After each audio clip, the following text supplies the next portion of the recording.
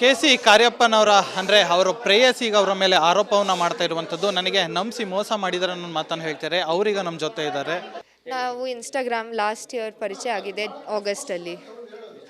ಹಾಂ, ಮೇಡಮ್, ಮದುವೆ ಈಗ ಅಭಾಷಣ ಆಯಿತು ಅಂತಲೂ ಕೇಳಿದ್ರಿ. ಅದು ಆ ಟೈಮಲ್ಲಿ ಏನು ಮಾಡಿದ್ರು?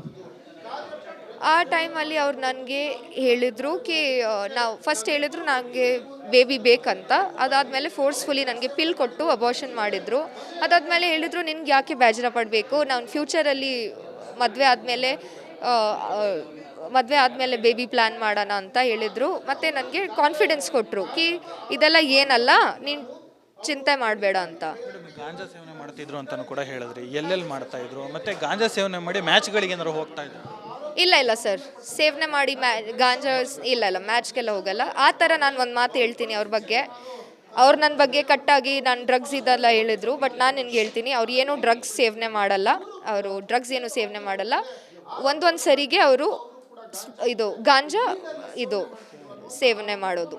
ಬಟ್ ಮ್ಯಾಚ್ ಟೈಮಲ್ಲಿ ಅಲ್ಲ, ಅವ್ರು ಫ್ರೀ ಟೈಮಲ್ಲಿ ಸರ್. ಈಗ ಏನು ಹೇಳ್ತಿದ್ದಾರೆ ಮೇಡಮ್, ನಿಮಗೆ ಮದುವೆ ಆಗಲ್ಲ ಅಂತ ಹೇಳ್ತಿದ್ದಾರೆ?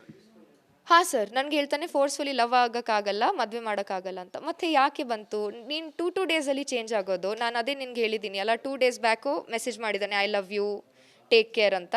ಮತ್ತು ಇವತ್ತು ಈ ಥರ ಮಾಡ್ತಾರೆ ಸರ್.